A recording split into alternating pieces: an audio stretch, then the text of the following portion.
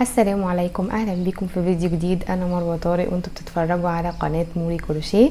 النهارده مش هنتعلم اي حاجه، انا النهارده جايه اقول لكم على اخطاء انا وقعت فيها اول ما ابتديت شغل الكروشيه، ويعني الحمد لله ابتديت اتفاداها دلوقتي، يعني بعد 4 سنين شغل.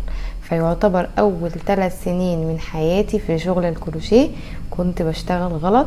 وبعد ال3 سنين دول ابتديت الحمد لله اتعلم، وابتديت اشوف الصح من الغلط ايه. فهشارككم النهارده كده شويه نصايح معايا علشان تعرفي ازاي تكسبي من مشروع الكروشيه. تمام، يلا بينا نبتدي. اول حاجه عايزه اقولها لكم، ودايما اول غلطه بشوفها بنات كتير او ستات بيوت كتير بتفكر فيها، وشفتها النهارده على الفيسبوك، عشان كده قررت ان انا اعمل الفيديو ده. لقيت كميه صراحه احباط جامد جدا من الناس اللي بتشتغل كروشيه. كانت واحده بتسال ازاي اكسب من مشروع الكروشيه وازاي ابدا المشروع بتاعي. فلقيت يعني كمية ردود صراحة تحبط جدا. لو واحدة لسه بتبتدي او لو واحدة شغالة بس بقالها فترة، صراحة هتحبط، يعني مش هتشتغل تاني او هتفكر ان هي مجرد ان هي تشتغل كهواية. وانا مش بقول ان الناس دي بتضلل يعني في الردود وكده، لا، هي الناس دي فعلا عندها مشكلة في ان هي ازاي تعتبر ان الكروشيه ده مشروع، مش ان هو بس هواية وبتصرف فيه فلوس. فانا صراحة الردود كلها استفزتني، وانا علقت للبنت يعني وقلت لها شوية نصايح، بس قررت ان انا لازم اعمل الفيديو ده عشان صراحة انصح ناس كتير قوي ممكن تكون محتاجة الفيديو زي ده. فيعني ربنا يا رب يجعله يعني ان شاء الله افادة ليكوا، ويكون باب رزق ليكوا بعد ما تشوفوا الفيديو ده باذن الله. فاول غلطة بقول لكم بقى عليها البنات بتعملها، ان هي دلوقتي اتعلمت كروشيه وتعلمت خلاص الغرز وحاسه نفسها ان هي شاطره ما شاء الله، هتعرف تعمل غرز تانية وكده، وهتعرف تعمل شغل حلو. فاول حاجه تعملها تقول ايه؟ انا هبتدي اعمل مشروع كروشيه، هنزل اخد مبلغ معايا انا محوشاه على جنب او جمعيه انا عاملاها، وانزل اشتري خيوط وابتدي اعمل بقى ايه شغل من دماغي انا عاجبني واعرضه للبيع. دي اول غلطه ممكن تعمليها. طب ليه؟ لان انت دلوقتي مش عارفه انت الناس عايزه ايه، مش عارفه الناس اللي انت هتعرضي عليهم الشغل اللي انت عملتيه ده يا ترى هو ده اللي هم عايزينه، ولا عايزين شكل تاني، ولا عايزين لون تاني. فتبتدي تعملي وتتعبي وتصرفي، وفي الاخر ممكن تعرضي الشغل ده وما تلاقيش يعني غير واحده ممكن تشتري، وممكن تقعدي سنه او سنتين قبل ما تعرفي تبيعي الشغل اللي انت عملتيه ده. فالشغل ده هيبتدي ان هو ايه يتركن. فمثلا واحده تقول انا بحب شغل الشنط جدا، وشغل الشنط ده جميل وبيمشي وبيتباع وكل الكلام ده، وتنزل تعمل شنط وتجيب يعني الخامات وتكلف وتجيب الاكسسوارات بتاعت الشنط، الايد الجلد والسوست والبطانه والكلام ده كله، عماله تصرف ممكن تخش لها في 2000 جنيه او اكتر بتجيب في خامات. وبعدين اول ما تبتدي تخلص شغلها وتصوره وتنزله، تبتدي تشوف بقى ايه المفاجأة. ايه ده محدش طلب حاجة، ده مش ده اللي انا كنت متخيلة خالص، محدش طلب مني ولا اوردر. طب النتيجة هتكون ايه؟ النتيجة هتكون اول حاجة انتي خسرتي فلوسك، دي مبدئيا كده. تاني حاجة انتي احبطتي جامد، انتي حسيتي ان انتي شغلك ده مش حلو وان مفيش حد عايزه، وطبعا ده غلط خالص، لان دي مش الحقيقة. هي الحقيقة ان انتي ما تعرفيش ان اللي بيتفرج عليكي ده هو عايز ايه بالظبط، انتي ما تعرفيش. احنا ما ينفعش نقارن نفسنا بالمحلات. المحل احنا بننزل بنشوف حاجات كتير قدامنا وبنختار، لكن انتي مش محل، انتي واحدة بتعملي شغل بايدك وشغل هاند ميد وصعب وبياخد وقت ومجهود ومصاريف. فما ينفعش ان انتي تجازفي وتعملي شغل كتير وتقولي هبيعه، انتي ما تعرفيش هو هيتباع ولا لا. يعني النقطة دي مهمة جدا. وحاجة تانية ان الشغل ده ممكن يقعد معاكي سنة سنتين اكتر، يعني متعرفيش، فهتبقى خسارة جامدة عليكي. تالت حاجة ممكن تخليكي يعني نتيجة الخطوة اللي انت هتاخديها دي ان شغلك يقدم، لان طبعا شغل الكروشيه برضو موضة، في موضة شغالة. لو عملتي شنط، الشنط في موضة ليها معينة كل فترة، عملتي كوفيات، عملتي طواقي، يعني في ناس كتير تقولك اعمل طقم كوفية بايس كاب واجوانتي مثلا وانزلهم وهيتباعوا. بتبقي حاطه في دماغك امال كبيره وفي الاخر بتنزل ما بتلاقيش الكلام ده على ارض الواقع. لان كمان شغل الهاند ميد بيعه تقيل، يعني مش البيع السهل اللي هو هيمشي معاكي بسرعه. فدي كده اول غلطه، بسم الله الرحمن الرحيم كده ممكن تبتدي بيها اي واحده. طيب ورقه بقى وقلم معايا علشان تكتبي الاخطاء دي، وهقولك على الحل بعد كده. ايه الحل؟ ازاي هتكسبي فعلا من مشروع الكروشيه؟ لو انت يعني مش عايزه تسمعي رغي كتير فالفيديو ده مش ليكي، الفيديو ده للي فعلا عايز يستفاد ازاي هيكسب من مشروع الكروشيه. تمام. طيب تاني نقطه ممكن نغلط فيها ايه هي؟ ان دلوقتي ممكن اقول انا هروح استلف مبلغ من مامتي، من صاحبتي، من جوزي، ايا كان، هستلف لي مبلغ كده كبير وحلو وهنزل اجيب بيه خامات واشتغل. يعني اول غلطه احنا عملناها قلنا انا معايا فلوس وهنزل اشتري الخامات وعرفنا ايه نتائجها. طيب تاني غلطه ان انت هتروحي تستلفي. طب انت كده عملتي ايه بقى؟ احنا خلاص عرفنا نتيجه الموضوع ده غلط ازاي، يعني الشغل مش هيمشي. طب الغلطه بقى دي ايه هتكون نتيجتها؟ زياده ايه؟ ان انت حاطه في دماغك طول ما انت بتشتغلي ان انت عليكي مبلغ ولازم تسديه. طب انت كده عملتي ايه في نفسك؟ انت ضغطتي نفسك، انت اشتغلتي عشان تسدي المبلغ اللي عليكي، فبالتالي انت مفيش اي ابداع في دماغك ومفيش اي حاجه في دماغك انت بتفكري تبدعي فيها او تعمليها، علشان انت عليكي مبلغ. انت دلوقتي عليكي 2000، عليكي 3000، عليكي 1000، ايا كان المبلغ اللي عليكي، انت في مبلغ عليكي. فكل اللي في دماغك انا عايزه اعمله الشغل ده عشان ابيعه. تمام. فانت خلاص كده انت ما بتفكريش في اي ابداع خالص، انت كل تفكيرك اعمل بقى حاجه سهله، اعمل حاجه سريعه، اعمل حاجات تتباع كتير علشان اكسب منها وايه وارد المبلغ. طيب نفترض ان انت عملتي كده والموضوع ابتدى يمشي معاكي وابتديتي تجيبي مبلغ. انت عارفه المبلغ ده عشان تسديه ممكن تاخدي وقت قد ايه؟ انت عارفه ان انت اصلا مش هتطلعي اي مكسب ليكي، انت هتفضلي تسدي في تمن الخيوط والمكسب الاتنين عشان تطلعي 2000 او تطلعي 1000. يعني انت ممكن تاخدي وقت كبير جدا، انت ما تعرفيش الحاجه هتتباع في قد ايه. فانت كده يعني فعلا ضيعتي نفسك بمعنى الكلمه، خليتي فيه فلوس عليكي، خليتي فيه دين عليكي مضايقك على طول. والدين ده اكتر حاجه بتضايق الواحد وبتخليه فعلا دماغه مشغوله ومش عارف يبدع. انت الشغلانه دي شغلانه ابداع، يعني انت لازم تفكري انت هتعملي الحاجه دي ازاي وبشكل ايه والفينش ايه. فانت لما تبقى دماغك مشغوله بان انت بتسددي دين عليكي دي حاجه مش حلوه خالص. الكلام ده لو انت يعني في دين عليكي غصب عنك خارج بقى نطاق الشغل، لكن ان انت تفكري تسعي ان انت تستلفي علشان تعملي مشروع كروشيه دي اكبر غلطه ممكن تعمليها. او تخشي في جمعيه، ودي من الغلطات الخطيره جدا اللي اي واحده ممكن تعملها، تخشي في جمعيه وتقولي ما انا ممكن ابيع كل شهر بقد كده فهسدد. غلط جدا. شغل الكروشيه او الهاند ميد عموما انت ما ينفعش تحطي له هيدخل لك كام في الشهر، ما ينفعش الكلام ده خالص. تمام. فدي تاني غلطه احنا ممكن نقع فيها كأي واحده مبتدئه.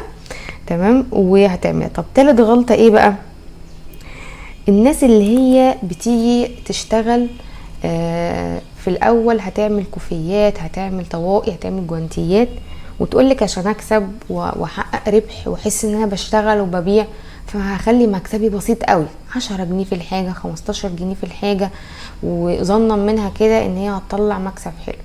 طبعا دي غلطه فادحه يا جماعه. ما تقللوش من شغل ايدكم. انا مش النهارده مش جايه اتكلم في اسعار خالص، الفيديو ده مش عن اي تسعير عن اي حاجه. انا كل اللي بتكلم فيه شغل ايدك ده. انت لما تقعدي تشتغلي قطعه وتدخلي فيها خيوط، او لو مش هتدخلي فيها خيوط تشتغلي قطعه من دماغك ومن وقتك ومن تفكيرك ومن ايديكي اللي انت شغاله بيها وبتتعب دي، تروحي تحطي مكسب ليكي 10 جنيه 15 جنيه. طب ده يرضي ربنا؟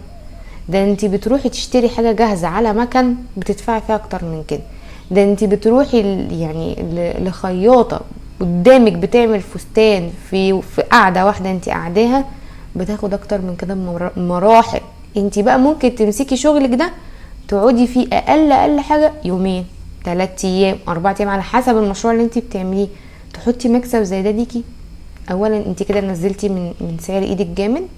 تاني حاجه انت ما حسيتيش باي مكسب خالص ليكي، مفيش اي مكسب. هو فين المكسب ده؟ 10 جنيه 15 جنيه دول هيعملوا لك ايه؟ انت الكلام ده لو بتبيعي كل يوم ممكن تحسي بيها، لكن انت مش هتبيعي كل يوم، انت مش عارفه الحاجه هتتباع امتى.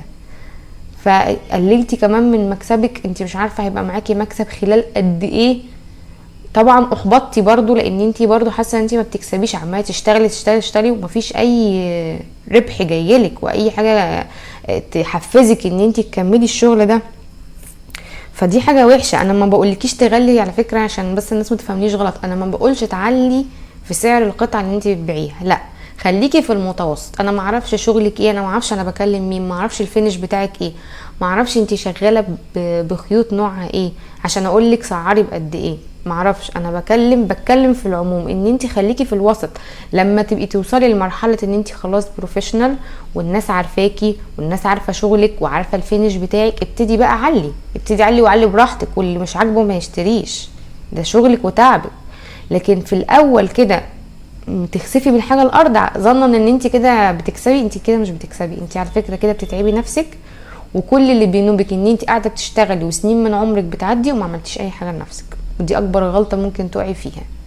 انا ما كنتش بعمل كده، ما كنتش بقلل في شغلي، بس ما كنتش مهتمه ان انا اعمل دعايه صح لشغلي، ما كنتش مهتمه ان انا احوش.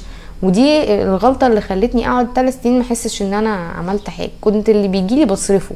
ودي غلطه كبيره جدا، يعني ما ينفعش ان احنا نتعب وما نشيلش الفلوس على جنب كتحويش، ان انت تحسي ان انت بتشتغلي، دي غلطه. وعلى فكره دي ممكن اي حد يقع فيها في اي شغل. يعني لو واحده بتشتغل في شركه، مش هقولك هاند ميد، بتشتغل في شركه وكل مرتب بيجي لها بتصرفه، هي مش هتحس ان هي عملت حاجه. فالكلام ده للكل، مش على الهاند ميد بس بتكلم في الهاند ميد خصوصا. ليه؟ اولا ده مجالي، ثانيا ان الناس ماشيه غلط فعلا خالص في الجزء ده، وثالثا ان انت بتتعبي جدا. انت مش بتصحي من النوم تروحي شغلك وترجعي وخلاص على كده، لا، انت قاعده بتشتغلي بايدك، ده مجهود بدني وذهني، وكل ده بيجي على اعصابك وعلى حساب بيتك. لو انت متجوزه انت عارفه كويس ان هو هيجي على حساب بيتك، لو انت لسه طالبه انت عارفه ان انت هتاخدي من وقتك ومن شغلك او من دراستك، هتاخدي من حاجه كبيره في حياتك. يعني انت بتسيبي حاجه كبيره في حياتك عشان تقعدي تشتغلي وتعملي الشغل ده. طيب كده احنا خلصنا ثالث نقطه. يبقى اول نقطه قلنا عليها ان انت تشتغلي، تجيبي فلوس ما تبقى معاكي وتروح تشتري بيها خيوط وتشتغلي وتنزلي على الجروب بتاعك او اي جروبات ان انت عملتي شغل. تاني نقطه ان انت تستلفي، ودي قلنا ان هي نقطه غلط. طيب ثالث نقطه قلنا ان انت تنزلي جامد جدا من سعر الشغل بتاعك ظنا ان انت هتكسبي، وانت مش هتلاقي نفسك طلعتي باي مكسب غير حاجات بسيطه. يعني ممكن في الاخر تطلعي ب 100 جنيه بعد كام شهر. طب هو ده مكسب؟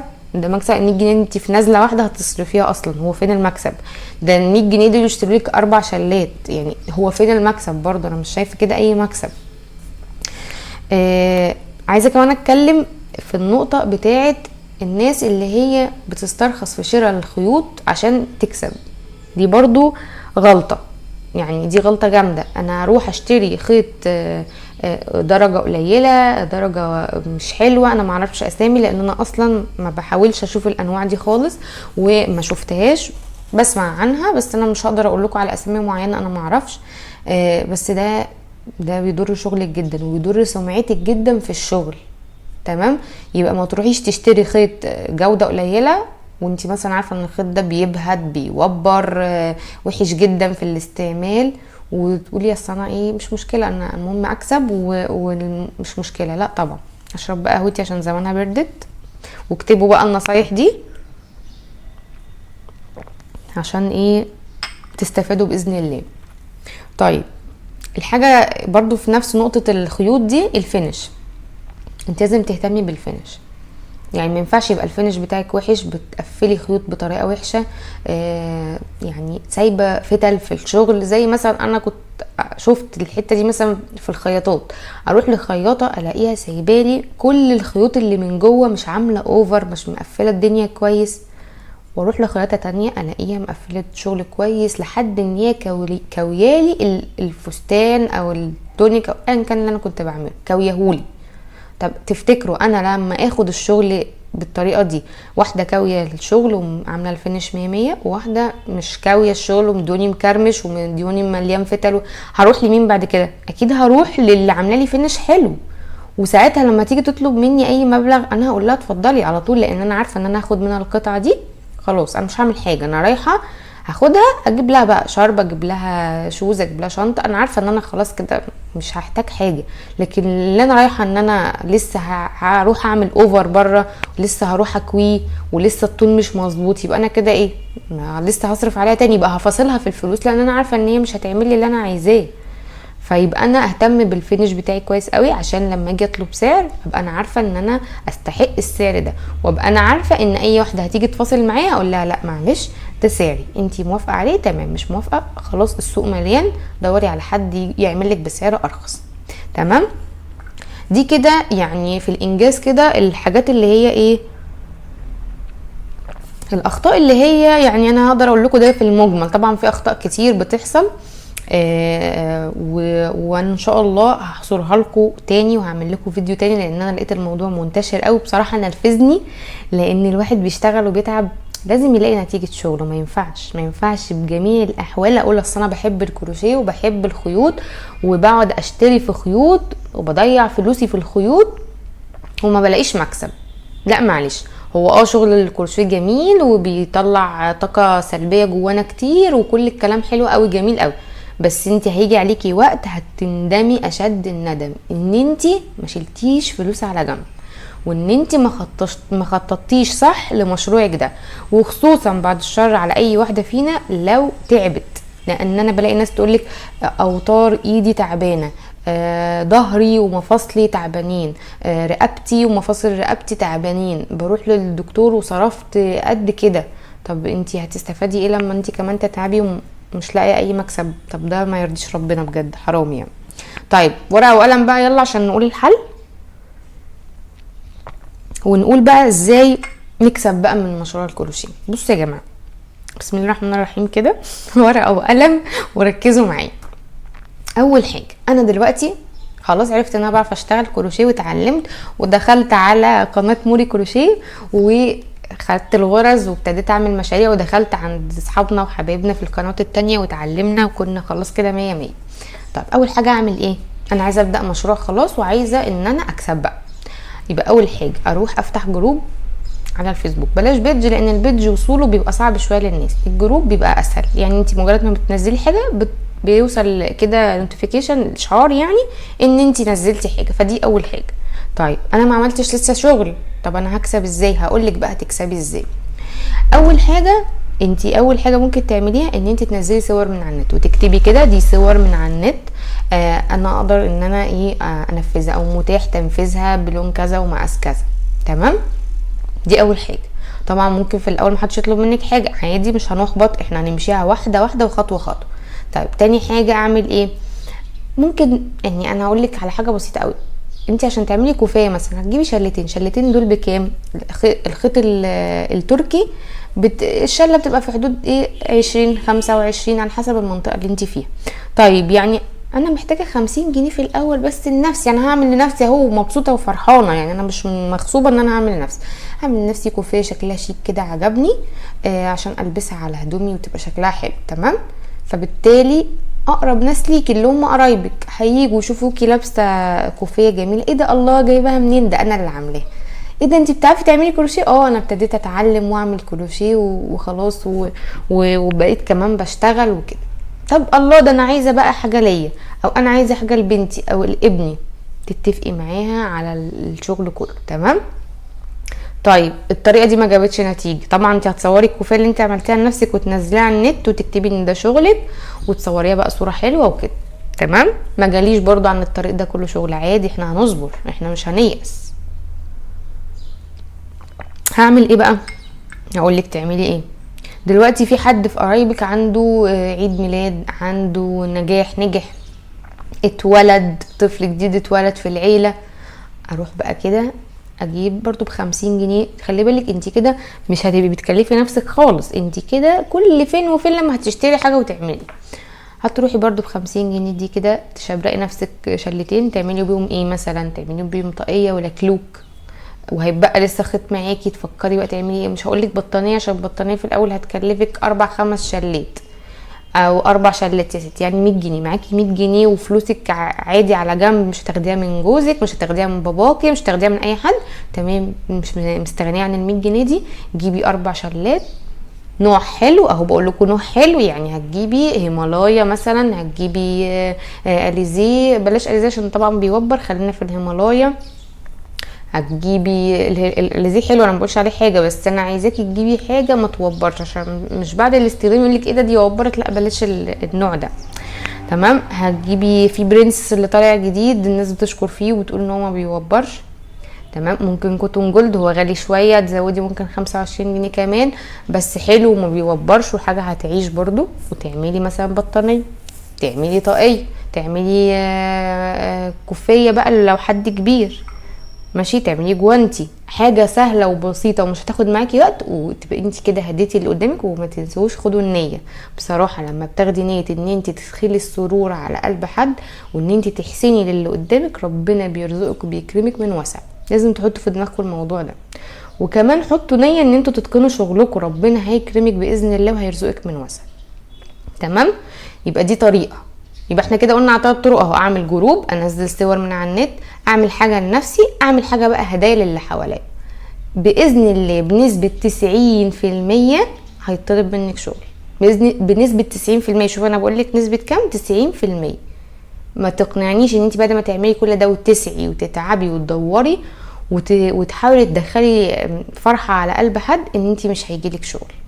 هيجيلك شغل باذن الله، ماشي. وساعتها بقى بيفتكروني وادعولي. تمام. طيب تاني حاجه ممكن تعمليها ايه بقى عشان تكسبي؟ احنا كده عملنا خلاص الجروب وابتدى يجيلنا شغل. تمام. طيب انا واحده دلوقتي جت طلبت مني خلاص اوردر وهعمله.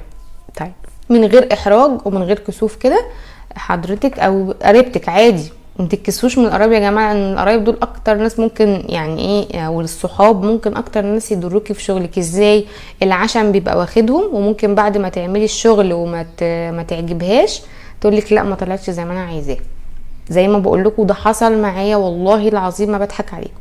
اكتر ناس انا اتلسعت منهم كان المعارف، مش هقول لكم القرايب لان الحمد لله انا يعني قرايبي كويسين واكتر ناس شجعوني. المعارف بجد اكتر ناس ممكن يعني يضايقوكوا ويحبطوكوا بجد ويخليكوا تقولوا مش هشتغل الشغلانه دي تاني. المعارف جو بقى اللي هو ايه، صاحبتي وعارفاها ودي معرفه ومش عارفه ايه، طب اعملي لي، ومش هقدر طبعا اتكسف اقول لها اديني نص المبلغ، لا هعمل، واما اديها الاوردر هبقى اخد الفلوس. طب بيحصل ايه؟ تشوف الشغل تقول لك لا اصل مش زي ما انا كنت عايزه، اصل الدرجه دي مش عارفه ايه، اصل الفتحه دي ما كانتش مش عارفه. طب ينفع توسعي؟ طب ينفع تضيقي؟ لا هو احنا مش شغالين على مكن، احنا ما ينفعش الكلام ده. انا عشان اوسع واضايق انا هفك شغلي باكمله، في حاجه تحرق الدم بصراحه يعني. فتعملي ايه من غير كسوف من غير احراج؟ طيب انا هحتاج منك نص المبلغ، يعني مثلا انا هعمل ب100 جنيه شغل، يعني انا هحاسبها على 100 جنيه. طب يبقى انا عايزه 50 جنيه عشان اشتري الخامات، وال50 التانية هاخدها منك بعد ما اسلمك الشغل. انا بدي فرض كده ايه رقم يعني. طب شغل ب200 جنيه وهكذا، يبقى هاخد 100 جنيه ديبوزيت او اللي هو يعني مبلغ تحت الحساب اشتري بيه الخامات، وبعد كده هعمل ايه، هاخد بقيه المبلغ منك لما اسلمك. تمام. طيب انا عملت كده وخدت الفلوس واشتريت الخامات، وممكن يبقى معايا طبعا مبلغ من فلوس الخامات هشيله على جنب ما اصرفوش خالص. لما اجي اسلم الشغل واخد فلوسي اعمل ايه؟ اخد الفلوس كامله، انا خلاص اشتريت الخيوط من فلوسها، فانا كده كده معليش فلوس لحد، اخد مبلغي كامل اللي هو المكسب اشيله على جنب. ممكن في حاله واحده اصرف منه قد ايه؟ 10% ليكي، 10% يبقوا ليكي فلوس ايدك كده معاكي، تخصمي من المبلغ ده 10% يبقوا ليكي، بقيه المبلغ يتشال. مش عارفه تحوشي، شيليه مع اي حد وحوشيه مع اي حد، وما تفكريش فيه خالص عشان تحسي بالمكسب. يبقى انت هتشتري وهتشتري الخامات بفلوس العميله اللي اديتهولك، ولو بقى معاكي مبلغ يعني مثلا انت واخده منها 100 جنيه، انت ممكن مش هتشتري ب 100 جنيه خيوط، انت ممكن تشتري ب 50 جنيه ب 75 جنيه خيوط، هيبقى معاكي 25 جنيه، هيبقى معاكي 50 جنيه تشيليهم على جنب، وتستني لما تسلمي الاوردر وتاخدي فلوسه، وتحطي ال50 او ال25 على بقيه الفلوس اللي انت خدتيها 100 مثلا، يبقى معاكي 125 150 وتشيليهم على جنب، ما تصرفيهمش نهائي، ما تجيش ناحيه دول كده. فلوسك تحوشت العمر، ما نجيش ناحيتها. تمام. طيب النقطه اللي بعد كده، عشان تكسبي وعلشان تحسي بتعبك ما تقوليش انا بحب الخيوط وكل ما بكسب من الفلوس بروح اشتري خيوط. ما شاء الله، طبعا ده يعني الغلطة الفادحة اللي كل الناس بتعملها. وعلى فكرة انا عملتها في اول شغلي خالص، كان مرة معايا 400 جنيه محوشاهم من اوردرين او 3 مش فاكرة، ورحت زي الشطرة كده اشتريت خيوط ب400 جنيه دول، والحمد لله الخيوط يعني عايزه اقول لك لسه موجوده عندي منها لحد دلوقتي، يعني عدى عليها سنه او عدى عليها قصدي يا ربي سنتين او 3 وما استخدمتهاش كلها، لان انا اصلا كنت ساعتها لسه مش عارفه السوق عايز ايه، فكانت غلطه مني. والحمد لله الواحد لازم يغلط عشان يتعلم، فعادي انا مش ندمانه، هي موجوده عندي وما حصلهاش حاجه وبحتاجها كل فتره اطلع منها درجه كده. بس انا قصدي ان انتي صرفتي وما حسيتيش بفلوسك والحاجه لسه قاعده عندك بالسنين الحمد لله، فما تعمليش كده. ما تشتريش خيوط الا لو انتي في حد طلب منك اوردر بلون معين بشكل معين بخامه معينه انزل اشتري، غير كده ما اشتريش ابدا خيوط زياده. طيب افتكرت كمان مره كان عاجبني لون الفسفوري ده، شايفينه؟ كنت جايباه من هيمالايا، كان عاجبني قوي الدرجه وضربه في دماغي ومعرفش كنت عايزه اشتريها، حتى مكنتش لسه مقرره هعمل بيها ايه، واشتريتها وقلت انا هعمل بيها بقى حاجه كوفيه او حاجه ومعرفش، يعني كان ضارب معايا اللون ده قوي عايزاه. وفي الاخر الشله لحد دلوقتي والله العظيم كنت شاريه شلتين عندي لحد النهارده، خدت منها شويه من هنا على شويه من حاجات تانية وعندي لحد النهارده. فما تشتريش بجد الا لو انت عارفه انت هتعملي ايه، لو اوردر او لو حاجه انت مشروع معين داخله تعمليه، غير كده ما تشتريش، لان كل ده بيبقى والله مركون كده ولا ليه اي لازمه وفلوس في الارض بتروح. طيب ايه كمان عشان انا كده انا قلت لكم كده حوالي 5 نقط، والنقطه السادسه قلت لكم ان احنا ما نتكسفش ان احنا نطلب ثمن الاوردر. طيب اخر حاجه بقى او يعني اخر نقطتين عايزه اقولها لكم، امتى تبتدي تعملي شغل من دماغك؟ تبتدي تعملي شغل من دماغك لما يعني تكوني تعرفتي شويه، بقالك فتره بتعملي شغل، بقاليكي ناس بتطلب منك، فممكن تكوني نفسك في حاجه عايزه تجربيها، فتبتدي ان انت تعمليها. مثلا يعني مثلا انا مفرش زي ده انا ما اشتريتلوش خيوط معين، انا كان عاجبني كنت عايزه ابتدي فيه وقلت حاجه جديده هجربها وغرز جديده هجربها وكده، فابتديت اجمع الخيوط اللي عندي اللي متبقيه من مشاريع كنت عاملاها قبل كده، منهم بس زي ما قلت لكم اللون الفسفوري ده انا اصلا كنت شارياه، وابتديت ان انا اعمل الشغل ده. تمام، انا ما خسرتش حاجه، وصراحه انا كنت عامله ليه ما كنتش عامله ان انا ابيعه يعني، فانا ما خسرتش حاجه. تمام، لكن ان انا اروح ابتدي اشتغل وخلاص واعمل من دماغي شغل شغل شغل وفي الاخر الحاجه ما بتتباعش، انا كده اللي خسران.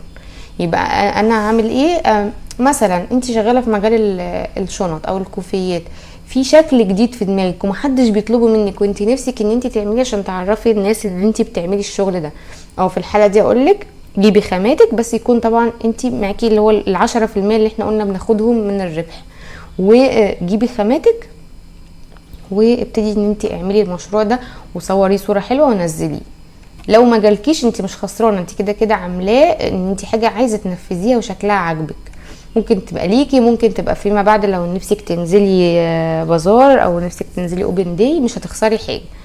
تمام، لكن ان انت تعملي مجموعه شغل وانت مش عارفه هتبيعها ولا لا، هي دي غلطه كبيره.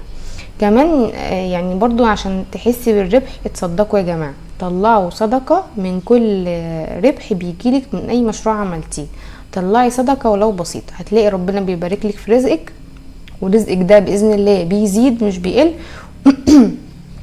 عفوا، وهتلاقي الطلب منك باذن الله شغل تاني وتالت واكتر من اللي انت طلعتيه بمراحل.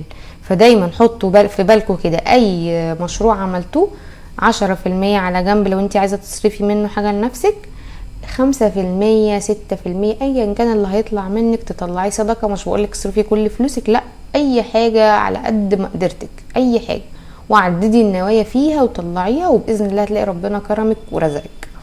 اخر حاجه بقى عايزه اقولها لكم بتاع ده، ان انتوا يعني استعينوا كده بالله وابتدوا وحطوا في دماغكم دايما ان انتوا طالما سعيتي وطالما نويتي نيه ان انت هتشتغلي وهتتعبي وهتتقني في شغلك ونفسك ان انت تدخلي رزق ليكي بالحلال، ربنا هيكرمك وهيرزقك. والرزق ده بتاع ربنا، يعني مفيش حد بياخد رزق حد، الرزق ده بتاع ربنا. اهم حاجة انت يعني احسني في شغلك، اعملي شغل بجودة كويسة، اشتري خامات نظيفة، فينشك يبقى حلو، هتلاقي باذن الله الطلب منك. وعادي في الاول انت مش هيبقى الفينش 100 ولا هيبقى الشغل 100 في الاول، هتبقي لسه نص نص. بعد كده لما هتشتغلي هتحسني من شغلك كويس جدا. فابتدوا كده واحدة واحدة وخليكم متفائلين، وان شاء الله هتلاقوا باذن الله لو مشيتوا على النصايح دي في اقل من سنه ابتديتوا تعملوا مبلغ ليكوا كويس. ممكن اكتر، ما تحطيش لنفسك رينج معين في الوقت ان انت هتحوشي مبلغ، بس اهم حاجه التحويش. الله يبارك لكم، حوشوا ما تصرفوش. والله انا قعدت 3 سنين اشتري في حاجات ما ليها اي لازمه، لبس، حاجات للبيت، مش عارفه ايه، صرفت وما حوشتش اي حاجه ولا حسيت باي حاجه. يعني ما ابتديتش افوق الا السنه دي بقى، ان انا ابتديت احط بقى خطه لنفسي واهداف وكده، وامشي على يعني على كده نقط معينه عشان احس ان انا بكسب وبعمل الشغل ده بحب، وان انا يعني ما بتعبش على الفاضي. فدي نقطه مهمه جدا عشان تحفزك ان انتي تكسبي وان انتي تشتغلي. غير كده هتلاقي نفسك خلاص كلها 2 3 وهتقولي لا انا الموضوع مش جايب همه معايا. تمام. ان شاء الله باذن الله الفيديو الجاي هعمله لكم ازاي تطوروا نفسكم بقى في شغل الكروشيه. احنا النهارده كده ازاي نكسب من مشروع الكروشيه، المره الجايه هقول لكم ازاي تطوري بقى شغلك وتبقي بروفيشنال اكتر في الشغل بتاعك. وباذن الله تكونوا استفدتوا.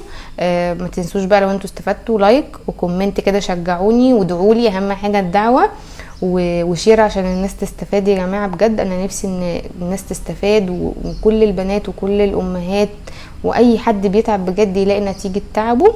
ولو انتي ما اشتركتيش بقى في القناه اشتركي وفعلي الجرس عشان ان شاء الله الفيديوهات اللي جايه توصلك باذن الله. وشكرا لمتابعتكم معايا.